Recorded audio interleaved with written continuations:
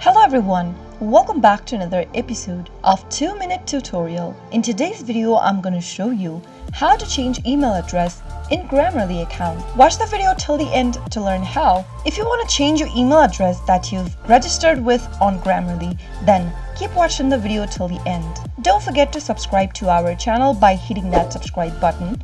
Press the notification bell so that you'll never miss another upcoming upload from us. First, go ahead and open up a preferred web browser, or you can log into your Grammarly account with the Grammarly application. Into the URL box, go ahead and type in grammarly.com and perform your search. After you are signed into your account, go ahead and click on the account button located on the left-hand corner of the screen. Under the account settings page, click the update button right next to email. Now, enter the new email you would want to change to. For security, you must confirm your password. Type in your current password for your Grammarly.com account in the next field. After you are done, click on Update. Now, you'll need to go ahead and verify your email address. In order to change your email, go ahead and open up this email address's inbox on a new tab. Now open up the email inbox that you received from Grammarly and click on Confirm Change. Now, you'll need to log in using your new email address. Go ahead and type in the new email address that you just changed to,